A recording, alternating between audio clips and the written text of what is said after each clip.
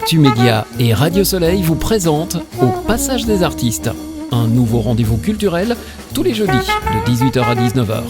Au Passage des Artistes sur Radio Soleil. Radio Soleil, toutes les voix comptent.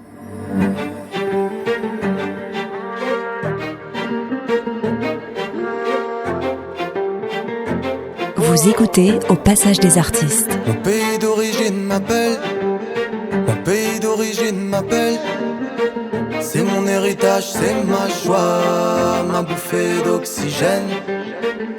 Quitter Paname, la Seine, pour les montagnes, la plaine, le soleil, la mer, mes racines, ma terre, ma princesse, ma reine, mon amour, mes gènes, mon bonheur, ma peine, mes origines m'appellent. C'est plus fort que moi, je me vois déjà me balader là-bas, descendre un verre de hara. Mon pays d'origine m'appelle, mon pays d'origine m'appelle. Même dans sa misère je l'aime, c'est là que mon cœur me mène. Le pays de mon père m'appelle, le pays de ma mère m'appelle. C'est mon héritage, c'est ma joie, ma bouffée d'oxygène. J'y vais pour me vider la tête, la nature, la fête, les saveurs, les recettes, les étoiles, les paillettes, les plaisirs de la vie, la famille, les amis. Chanter, danser jusqu'au bout de la nuit. Je descends de Rabier vers la Méditerranée, en hiver, en été. Je bois le café de la Rakoué. Mon pays d'origine m'appelle, mon pays d'origine m'appelle. Même dans sa misère je l'aime, c'est là que mon cœur me mène. Le pays de mon père m'appelle, le pays de ma mère m'appelle. C'est mon héritage, c'est ma joie, ma bouffée d'oxygène. Sous le soleil, je pars m'évader dans ces ruelles, me changer les idées. Mais je n'oublie pas le pays où je suis né, qui m'a tendu les bras, qui m'a tout donné. On m'a mis au monde dans un pays de paix, loin de l'écho des bombes et du danger. Là où la liberté respire l'égalité, là où l'égalité crie la fraternité. Mais je suis imbibé de ma dualité, c'est mon identité. Fi baladen bi albi. Mon pays d'origine m'appelle, mon pays d'origine m'appelle. Même dans sa misère je l'aime, c'est là que mon cœur me mène. Le pays de mon père m'appelle, le pays de ma mère m'appelle. C'est mon héritage, c'est ma joie, ma bouffée d'oxygène. Bonjour à tous et bienvenue au Passage des Artistes. Je suis ravie de vous retrouver sur Radio Soleil. Mon invitée aujourd'hui est comédienne, elle est voix off, elle est également metteur en scène et artiste aux multiples facettes. Mon invitée mène depuis plusieurs années un parcours riche entre théâtre, télévision et cinéma. Formée au cours Florent, à la Sorbonne, puis à l'Actors Studio de New York, elle a su imposer une présence à la fois intense et sensible dans de nombreux univers artistiques, du petit écran avec Plus belle la vie, Camping Paradise ou Un si grand soleil jusqu'aux planches où elle a été récompensée par son interprétation dans Le journal d'une femme de chambre. Karine Ventalo explore des rôles profondément humains, souvent portés par une grande émotion. Aujourd'hui, elle est notre invitée au Passage des Artistes. Bonjour Karine. Bonjour Jazia, merci beaucoup de me recevoir. Karine, quand vous regardez votre parcours aujourd'hui, est-ce qu'il a été évolutif? Est-ce que le cheminement a été long? Alors oui, le cheminement est long dans ce métier. C'est vrai que c'est un métier qui fait rêver beaucoup de monde. Oui. Et c'est un métier où il faut énormément travailler. C'est vrai que là, on est en pleine période du Festival de Cannes, donc les personnes ont peut-être une image de ce métier qui est vraiment que de glamour et de paillettes et facile. Or, c'est vraiment un métier d'artisan où il faut beaucoup se remettre en question, toujours travailler, toujours se perfectionner. C'est l'un des métiers aussi où on l'entend le plus souvent non, parce qu'on voit souvent qu'une partie de l'iceberg, mais pour un casting réussi, il y en a combien de passés? Donc oui, c'est un métier de passion pour pouvoir perdurer. Ouais. Et Dieu merci, oui, il est évolutif parce que j'ai effectivement eu des rôles de plus en plus importants et voilà, aussi bien à la télé qu'au cinéma et j'ai toujours gardé le théâtre qui est mon premier amour. Alors justement, est-ce que comme un certain nombre d'artistes, vous avez eu cette rencontre qui a fait démarrer les choses ou en tout cas qui a changé votre parcours? Alors, une grosse étape, je pense que j'ai plutôt été assez régulière. Après, c'est vrai qu'avec le journal d'une femme de chambre, il y a eu quand même quelque chose parce que donc c'est un spectacle qui a été créé il y a quelques années maintenant et qui a été primé par un petit Molière à l'époque. Alors maintenant, ça s'appelle Les Cyrano. Il y avait eu 2 nominations, meilleure seule en scène et meilleure comédienne. Et donc, on a eu meilleure comédienne. Je dis on parce que même si je suis seule sur scène, ça reste toujours une équipe. Il y a toujours à chaque fois un metteur en scène, parfois une attachée de presse, une chargée de diff et c'est vraiment un travail collectif, on n'est rien les uns sans les autres et grâce à ce prix, c'est vrai que ça nous a permis d'avoir un peu plus pignon sur rue, d'avoir beaucoup plus de budget pour faire plusieurs festivals d'Avignon, pour avoir des belles programmations parisiennes dans de très bonnes conditions et ça c'était vraiment chouette. Karine Ventalon, vous avez été formée au cours Florent, je l'ai dit en introduction tout à l'heure. Qu'est-ce qu'on apprend concrètement? Est-ce qu'on apprend vraiment à être un comédien? Est-ce que ça s'apprend finalement à être comédien? Est-ce que c'est pas inné? Alors je pense que ça s'apprend. Ouais. Évidemment, il y a des gens qui ont des aptitudes et il y a toujours, et Dieu merci, quand on tente ce genre d'école, c'est qu'en général on a quelque chose. On débarque pas au cours Florent par hasard. Déjà, il y a effectivement, il y avait un test d'entrée. Et puis, et oui, ça s'apprend parce qu'il faut canaliser les énergies. Et puis certains vont aussi se révéler plus à être théâtre classique, d'autres vont vouloir faire plus de l'image. Sauf que, au cours Florent, on apprend tout. En tout cas, à l'époque où j'y étais, c'était, je me souviens même, on payait au mois et il y avait des épreuves comme des auditions à chaque fois. Et si on réussissait pas l'audition, on revenait pas le mois d'après. Donc il y avait un écrémage, comme on dit. Et je me souviens, j'avais une prof qui était géniale en 3e année. Au début, elle terrorisait tout le monde, mais à la fin de l'année, on était 6 dans la classe. Et là, c'était magnifique parce que c'était une femme profondément humaine qui ne comptait pas ses heures, qui nous faisait revenir le samedi pour qu'on bosse et pour qu'on puisse créer notre spectacle de fin d'année, monter notre pièce et ça a été vraiment un souvenir fantastique. Je pense que c'est un métier de rencontre de toute façon et moi j'ai eu les très bons profs au très bon moment et qui me correspondaient et du coup j'en garde un vraiment très bon souvenir. Alors je le disais également en introduction, théâtre, cinéma, télévision, voix off, etc. Dans quel univers vous vous sentez le plus libre, Karine? Eh bien j'aime tout. J'aime tout, j'aime pouvoir passer de l'un à l'autre parce que c'est pas tout à fait le même exercice. Au théâtre, effectivement, on a ce côté sans filet où il faut être, quoi qu'il arrive, en forme. Il faut être là, à l'instant T, au moment présent. Au cinéma, il y a cette immédiateté aussi qui peut être intéressante, mais qu'on peut reprendre en faisant peut-être 2-3 prises parfois, que j'aime aussi. Parce que c'est un exercice vraiment différent. Et il y a quelques années, je me suis mise au doublage. Et je ne m'y suis mise qu'il y a quelques années parce que je me disais de base, ça peut être un peu, comment dirais-je, un peu limitant parce que je dois être un peu dans les baskets du comédien que je vais doubler. Et en fait, ça m'éclate. Ouais. Ça m'éclate parce que ça me permet de faire des rôles qu'on ne m'aurait jamais donnés. Moi, j'ai pu faire des rôles d'enfants, j'ai pu faire des rôles de femmes plus âgées, j'ai pu faire des rôles de femmes de couleur. Alors, les gens ne me voient pas, mais moi, je suis plutôt très blanche aux yeux bleus. Et ça m'a permis de pouvoir explorer, du coup, des personnages qu'on ne m'aurait évidemment jamais donnés. Ouais. Et ça, c'est génial. C'est génial. Alors si je vous demandais là comme ça de faire une voix d'enfant, ça donnerait quoi? Alors ça dépend un petit peu l'âge qu'il a, mais je pourrais dire qu'en tout cas j'adore ton pull et surtout t'as un collier. Alors moi j'adore, en plus il brille, ça c'est vraiment trop mignon.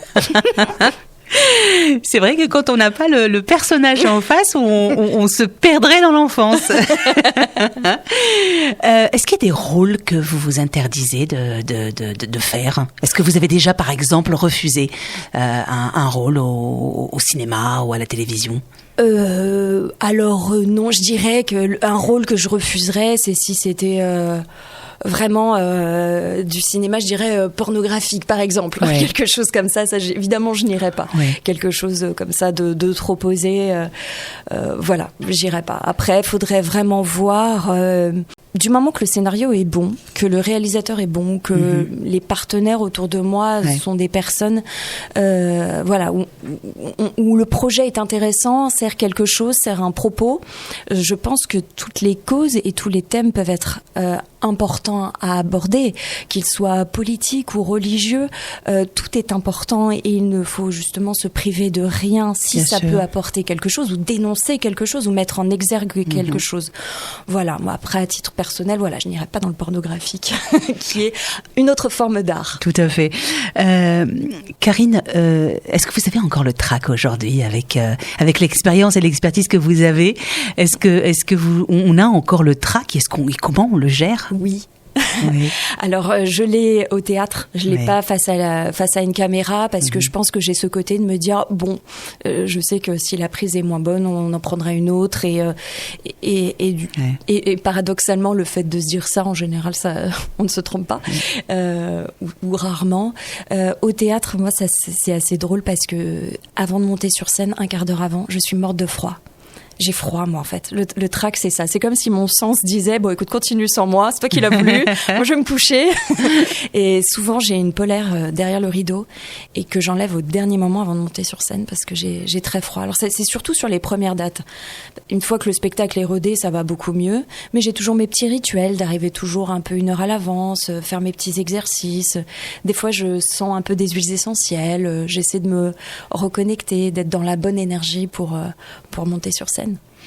Et est-ce qu'il y a un rôle que vous rêvez d'interpréter? Et avec qui?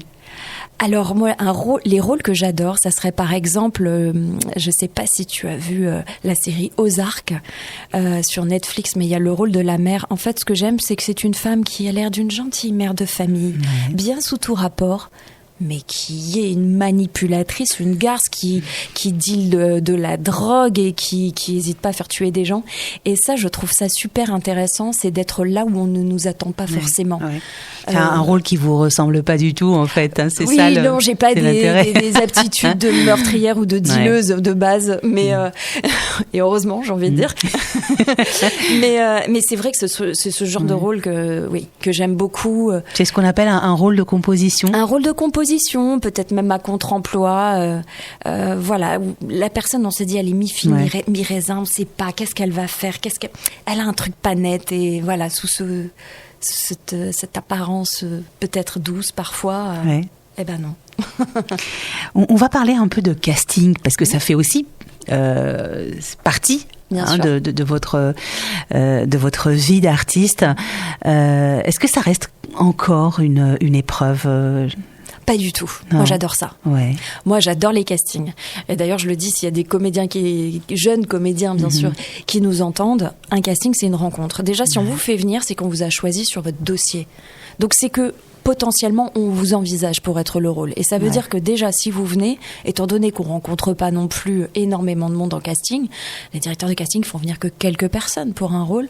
Donc, si vous êtes là, c'est que déjà, vous avez toutes vos chances. Et ensuite, c'est comme un travail en fait. C'est-à-dire que des fois le réalisateur est là, tout dépend de l'importance du rôle. Des fois c'est que le directeur de casting, parfois c'est juste 3 prises et ils savent tout de suite si c'est bon ou pas. Et même des fois vous faites que 2-3 prises et c'est vous et c'est bon, mais il n'y a pas besoin d'en faire plus parce qu'ils savent, ils se disent ok, tout est là.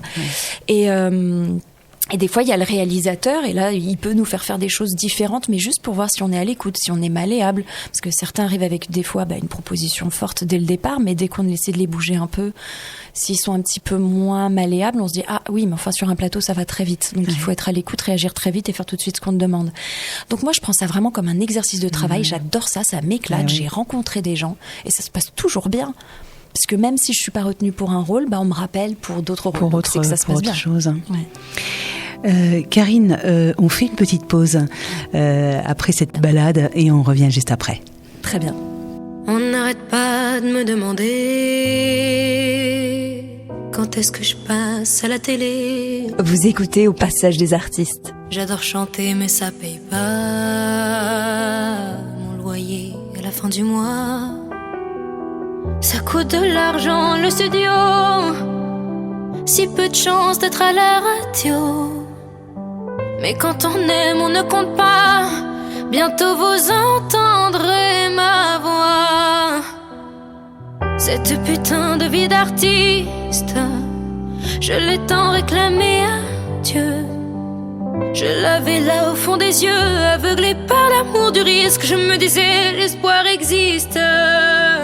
Cette putain de vie d'artiste, je ne voulais même pas rêver mieux. Mais ne manger qu'un jour sur deux, dans les chansons c'est merveilleux. Mais dans la vie c'est vraiment triste.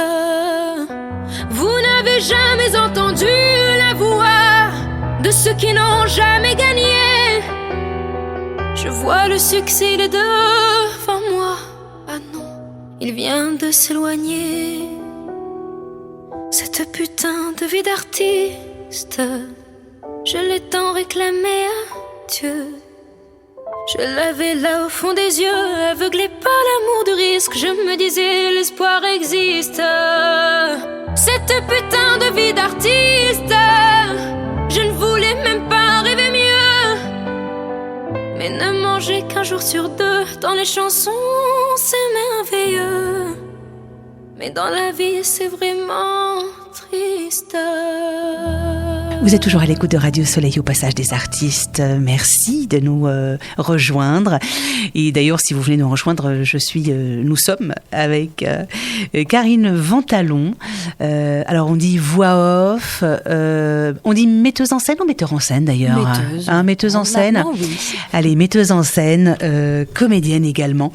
Karine, est-ce que vous avez cette fâcheuse manie que peuvent avoir parfois les artistes de se remettre tout le temps en question?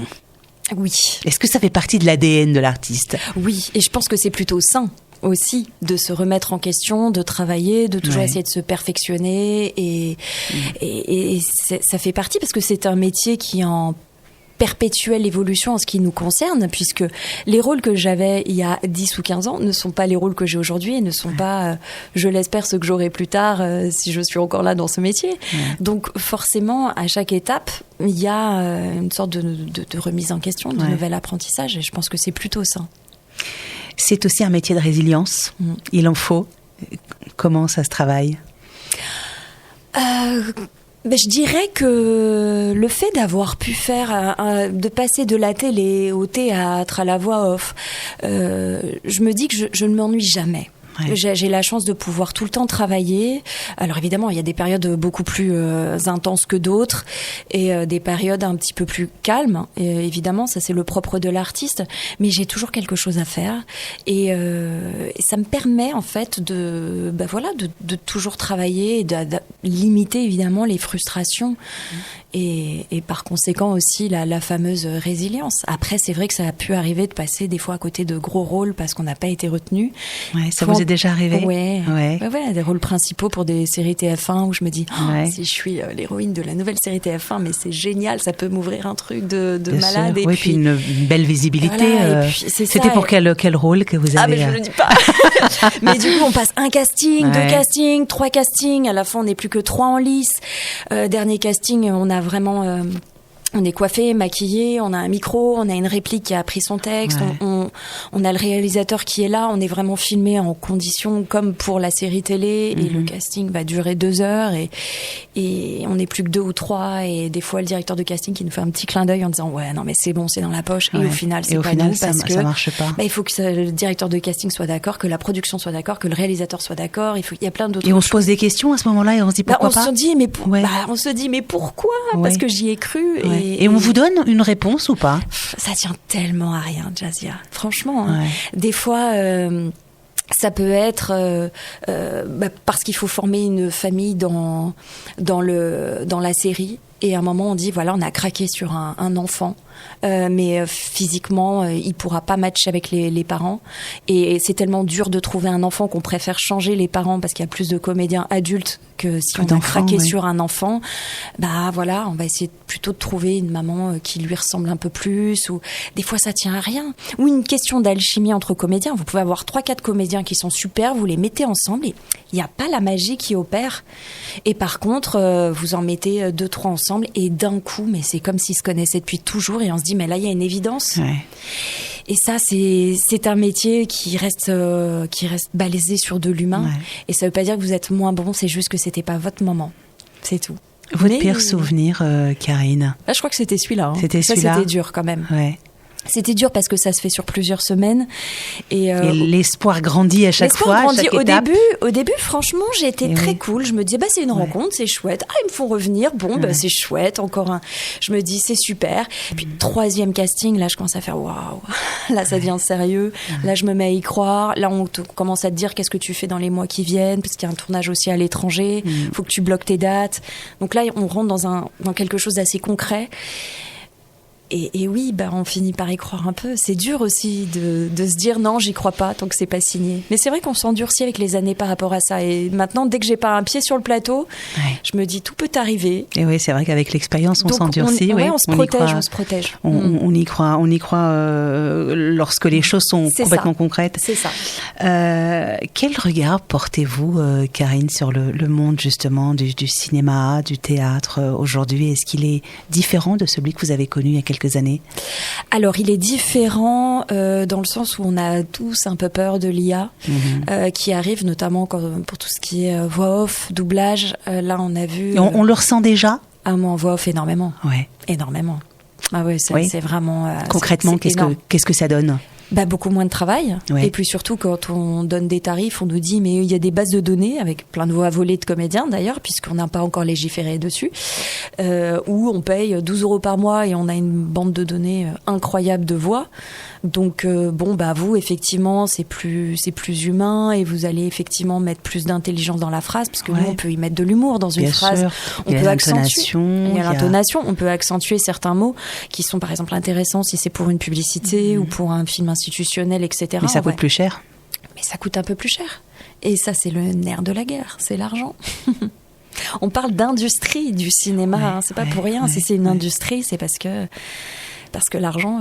Et ça vous fait peur, ça, pour l'avenir? Beaucoup. Ouais. En fait, ça m'attriste un petit peu, parce que je me dis,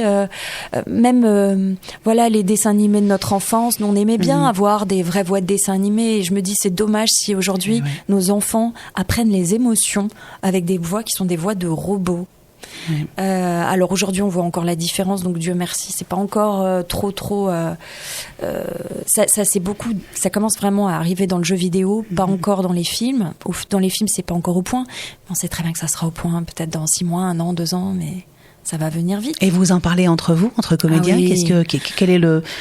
Quel est le discours des comédiens? C'est très compliqué parce que, alors nous évidemment il y a des AG, il y a etc, il y a des rencontres, on essaie de demander aux ministres, mais alors c'est compliqué parce que là, les ministres de la culture ils se succèdent tellement rapidement que c'est compliqué aussi, mais il y a beaucoup de demandes, il y a beaucoup de réunions, il y a beaucoup de syndicats qui demandent est-ce qu'on légifère là-dessus, que ça soit quand même structuré, parce que c'est plein de personnes qui vont se retrouver au chômage, et on parle pas que de comédiens, on parle d'ingé son, on parle de studios entiers, c'est des techniciens aussi qui sont derrière tout ça. Toutes les équipes qui vont bien sûr, qui c'est vont toutes avec, les équipes. Bien sûr. Et après, ça va sûrement arriver dans le cinéma pour tout ce qui est les personnes qui font de la figuration peut-être. Avant, on disait, tiens, il nous faut pas mal de figurants pour un film de guerre. Maintenant, on va dire, on va les prendre dans des bases de données et puis on va garder que les comédiens. Mais il y a même eu un film qui est sorti, je sais plus, est-ce que c'était... Ça va me revenir. On cherchait un comédien, il y avait un comédien très connu et on voulait le représenter, lui, plus jeune. Et en fait, ils ont pris un comédien, ils ont refait complètement son visage, et au lieu de caster un jeune comédien pour le faire lui jeune. Mais je crois que c'était le film de Will Smith, non? Alors, je crois qu'il y a eu ça. Il n'y a pas eu aussi Robert Redford pour un film d'action. Voilà. Donc ça, c'est un petit peu dommage, parce qu'avant, il y avait un jeune comédien qui pouvait avoir sa chance. Bien sûr. Et en reprenant justement les mimiques, en reprenant la manière de jouer de l'acteur un peu plus âgé. Ouais. Alors maintenant... c'est un peu... Puis je sais pas si... est-ce que ça va pas faire un petit peu bizarre, après on s'habitue à tout, mais de Bien faire sûr. revivre des comédiens qui sont décédés aussi, parce que Bien ça sera sûr. possible. Ah oui. Avec ce qui se passe justement, et ma question est en relation avec ce qu'on vient d'aborder, est-ce qu'il y a des moments où vous avez des doutes, où vous regrettez votre choix par exemple? Je regrette pas du tout mon Ouais. choix, parce que la vie est courte et je pense que c'est vraiment un cadeau, alors pour lequel j'ai travaillé, mais partir chaque jour quand on va travailler en disant je suis heureuse de faire ce que je fais, je pense que c'est un privilège. Et d'ailleurs, c'est un des rares métiers où quand on part, on dit aujourd'hui je vais jouer. Qui peut dire oui. ça à part les joueurs de foot? Oui, ou les gamins qui ont ou 5 les ans qui vont aller jouer c'est dans ça. une cour de Il y en a, récréation. ils disent je vais travailler. Moi, je dis Oui. aujourd'hui je joue. Je joue. C'est ouais. quand même merveilleux. Ouais. C'est quand même merveilleux de pouvoir dire je joue. Donc non, aucun regret. Et après, je me dis que dans la vie, ce qui compte, c'est d'être heureux. Et si à un moment mon métier ne me convient plus parce que il évolue d'une manière où on a de plus en plus de mal à trouver notre place, bien j'essaierai d'être créative et de le faire différemment. Vous feriez quoi d'ailleurs, J'en ai Karine? aucune idée, Ouais. parce que pour se faire ce métier, je crois qu'il faut rarement avoir des plans B, parce que sinon on le fait pas à fond. Oui, sinon et on le fait à moitié, tellement- c'est vrai. On le fait à moitié Ouais. et c'est un peu compliqué. Donc pour le moment, j'y suis à fond. Et puis j'ai la chance d'avoir toujours le théâtre, et ça pour le moment c'est une valeur sûre. C'est quelque chose qui perdure, c'est quelque chose pour lequel pour le moment on ne nous remplace pas. Ouais, c'est vrai. Donc vive le théâtre. C'est vrai, c'est vrai. Et puis la passion, c'est quelque chose que personne ne peut remplacer, ni même la machine. Non, voilà, ça nous anime. C'est vrai. Karine Ventalon, on fait une dernière pause, et puis on va bien évidemment on va évoquer vos projets. Vous en avez. Il y en a un. On va parler de festival. J'en dis pas plus.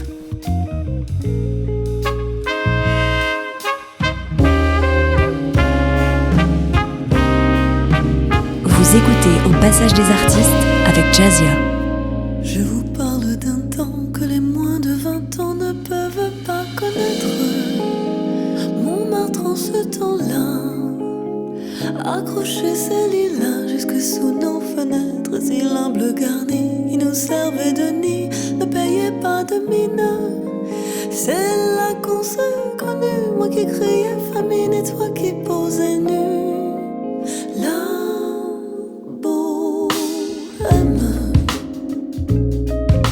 la bohème, ça voulait dire on est heureux.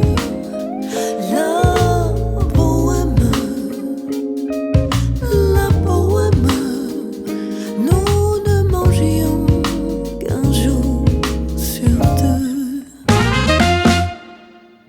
Dans les cafés voisins, nous étions quelques-uns qui attendions la gloire.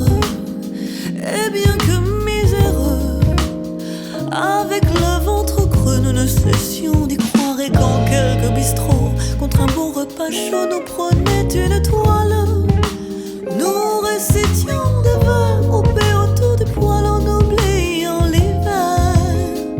La bohème, ça voulait dire tu es jolie. La bohème, et nous avions tous du génie.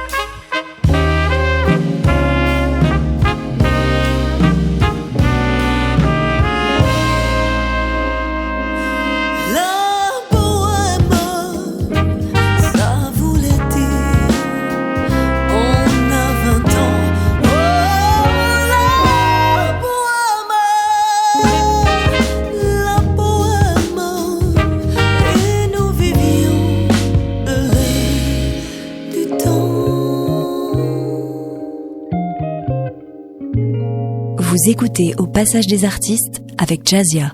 Vous êtes toujours sur Radio Soleil au Passage des Artistes, si vous venez nous rejoindre. Donc je suis toujours avec Karine Ventalon pour la 3e et dernière partie. Nous allons parler de festival avec vous, Karine.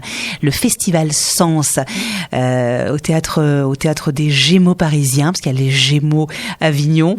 Est-ce que vous pouvez nous en parler un peu plus, Karine? Tout à fait. Donc c'est un festival qui a été créé l'année dernière par Serge Pommier et Nathalie Lucas, qui sont donc les propriétaires de ce lieu.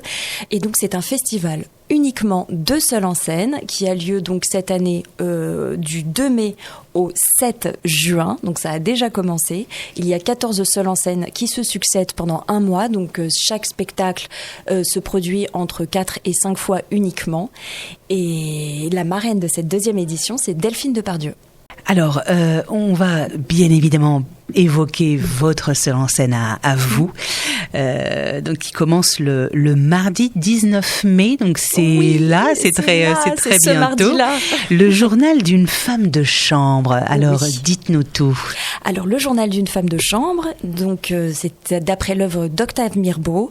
C'est une pièce qui a été mise en scène par William Malatra, et c'est donc l'histoire d'une soubrette qui est un petit peu une infiltrée dans les maisons bourgeoises et qui raconte un petit peu tout ce qu'elle voit. Alors des fois c'est dramatique, des fois c'est un peu plus drôle aussi, et beaucoup de thèmes sont abordés comme les relations hommes-femmes, maîtres domestiques, mais aussi des sujets beaucoup plus importants comme le viol, l'antisémitisme, puisque donc on est début 19e siècle, donc c'est toute la période de l'affaire Dreyfus. Voilà, ça parle aussi de pédophilie, donc il y a des choses comme ça, on peut se dire oula, c'est pas très drôle. Oui, des sujets plutôt graves, oui. C'est tout ça, c'est allégé par le fait que donc Célestine, que j'interprète, interprète et se moque aussi des personnes qu'elle rencontre. Donc ça me permet de faire aussi les autres personnages, et ils sont grimés parce qu'ils sont vus sous son regard. Donc quand elle va parler de la cuisinière, elle va dire l'autre, et alors elle va faire une cuisinière. Après faire aussi les personnages masculins avec leurs travers, leurs petites manies. Et donc tout ça, ça apporte aussi de la légèreté. Et c'est un spectacle où on rit aussi, parce qu'on ne peut pas parler pendant 1h15 que de choses trop graves. Alors, vous avez reçu un petit Molière d'ailleurs pour le journal d'une femme de chambre. Alors, qu'est-ce qui a fait que vous ayez choisi ce sujet ? Alors c'est le metteur en scène qui est venu me chercher, donc c'est William Malatra qui m'avait déjà vu jouer dans un spectacle et qui a eu l'occasion de monter un seul en scène. Enfin, il voulait monter un seul en scène et il savait qu'il voulait mettre en scène une comédienne, et on lui avait parlé de plusieurs livres. Il a lu celui-là, il a dit non, moi j'ai tellement envie de monter ce projet. Il me l'a proposé, j'ai dévoré le livre. Alors justement, pourquoi ce projet, Karine ? Je me suis dit que c'était fantastique de pas être cantonnée dans un seul registre et de pouvoir interpréter tous ces personnages, parfois odieux, parfois très drôles, et surtout de donner la parole à cette femme, à cette profondément moderne malgré l'époque, et elle est très attachante parce que ce n'est pas une héroïne, malgré tout ce qu'elle traverse. Elle reste profondément humaine, et elle aussi, elle a plein de défauts. Je trouvais ça très beau et à la fois très cruel de pouvoir interpréter un personnage aussi vrai, authentique, qui se cache pas. Il vous ressemble un peu ? Ben, je pense. Après, effectivement, en société, on est quand même obligé de savoir se tenir, tout comme effectivement Célestine, elle était bien obligée, c'était une question de survie. Mais oui, j'ai beaucoup de plaisir à interpréter ce personnage, et je pense que c'est le plus beau rôle qui m'a été donné de jouer de toute ma vie. Et c'est pour ça que là, j'ai eu l'occasion de le reprendre pour 4 dates, alors que je ne l'ai pas joué depuis 9 ans.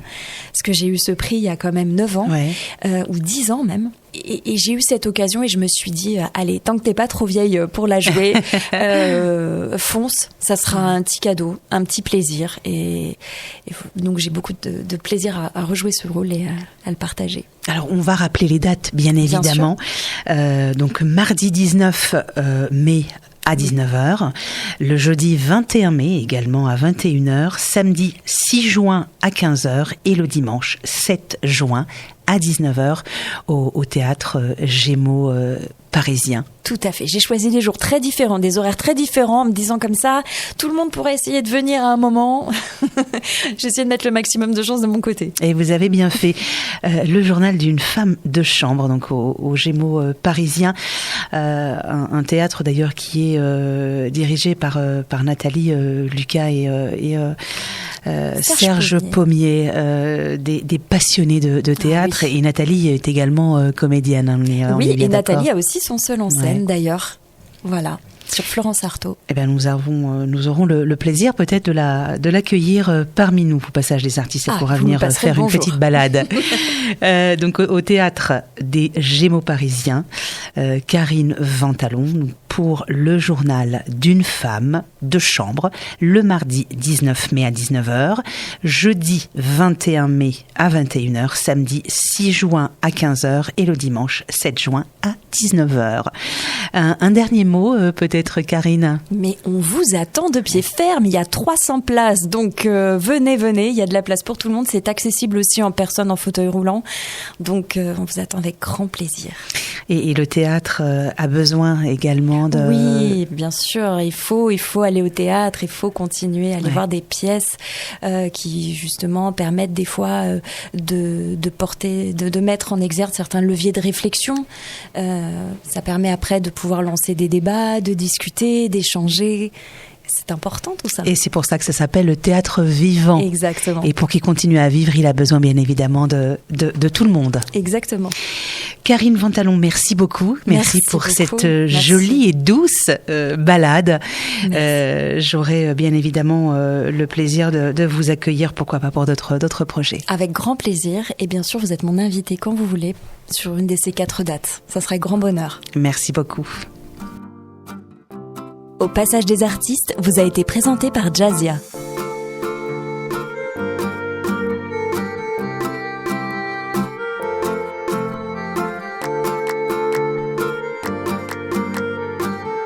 Radio Soleil, toutes les voix comptent. خليت الدار والسطا خليت بلاد توحشت الحومة الفاميلة وحتى لي زامي طمع في الدنيا يا يما الفلوس الداوي مشاو الناس وذكريات تبقى واغاني ريحة الفراع في الملاح زين بن جيراني ظاهر فراع يقولوا له سي جيراني عاشقك شوفك عينيها تلمعك الحسن انا كل ليك يا فاتي غير ما تنساني انا كل ليك يا فاتي غير ما تنساني انا كل ليك يا فاتي غير ما تنساني انا كل ليك يا فاتي غير ما تنساني انا كل ليك يا فاتي غير ما تنساني لا لا لا لا لا لا لا لا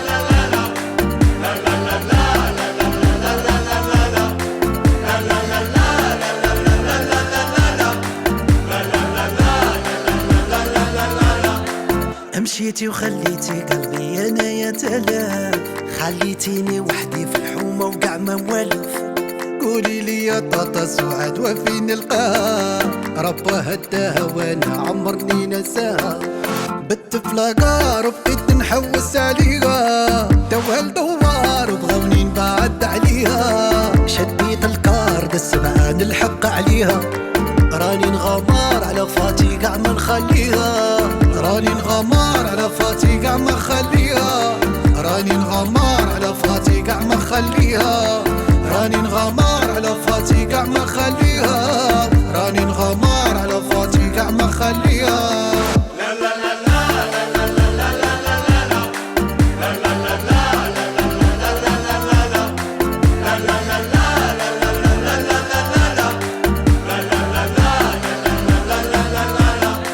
جاي مثل مزان ركبوا الخاتم في تطوان ننساو الحزان عمي راه ناوي الحلال نديرو العرس حنايا ونعرضو الجيران خديجة وكمال والعربي وحتى حسام جاي مثل مزان ركبوا الخاتم في تطوان ننساو الحزان عمي راه ناوي الحلال نديرو العرس حنايا ونعرضو الجيران خديجة وكمال والعربي وحتى حسام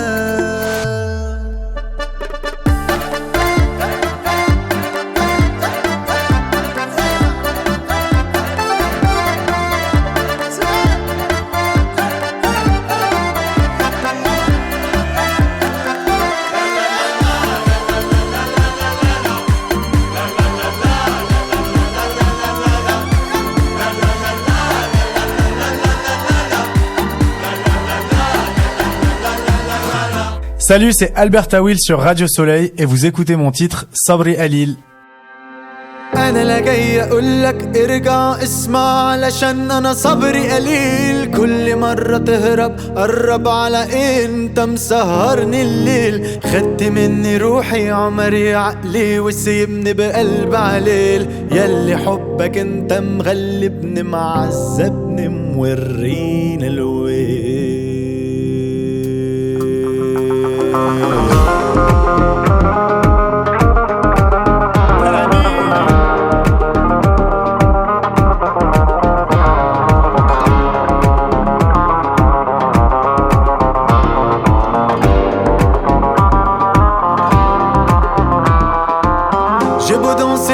La nuit, non, rien ne peut tromper mon malheur. Tes regards d'amour et tes mots de velours tous les jours m'ont induit en erreur. Et quand je reviens te chanter la douleur qui sévit dans mon cœur, je danse mais tu n'es pas là. على قد ما بسهر ليلك على قد ما بتسيبني في نار ترميني بأسوأ عيونك وتسيبني في وسط الطيار يرجع قلبي يغنيلك ويجيلك علشان يحتار وانت ولا انت هنا. Je ne suis pas venu te dire de revenir, ma patience a des limites. Chaque fois que tu t'enfuis, tu me hantes et je ne peux pas dormir de la nuit. Tu m'as volé mon esprit, ma vie et mon cœur ne respirent plus depuis. Toi qui m'as soi-disant aimé, tu m'as laissé tomber dans le vide. أنا لا جاي أقولك ارجع اسمع علشان أنا صبري قليل كل مرة تهرب قرب على أنت مسهرني الليل خدت مني روحي عمري عقلي وسيبني بقلب عليل ياللي حبك انت مغلبني معذبني مورينا الويل.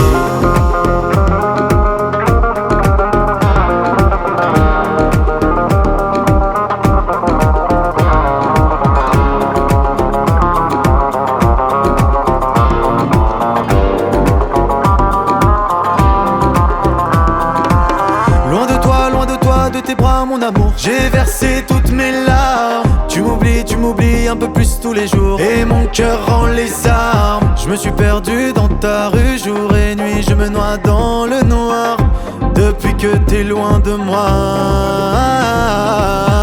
أنا كنت بدب في غرامك وكلامك وسلامك يا حبيب عمري اللي رماني ولا دواني ولا نداني ولا أنا مش هتألم تاني استناني أنا تعبان ضيعت عمري أنا.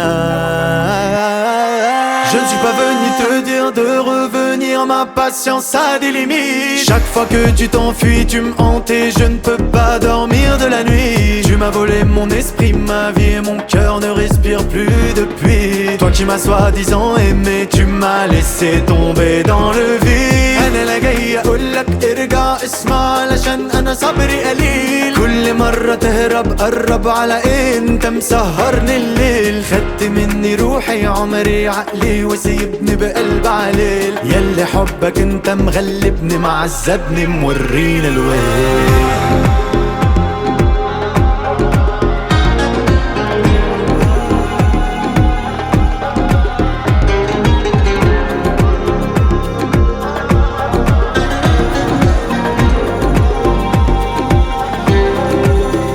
Vous êtes à l'écoute de Radio Soleil.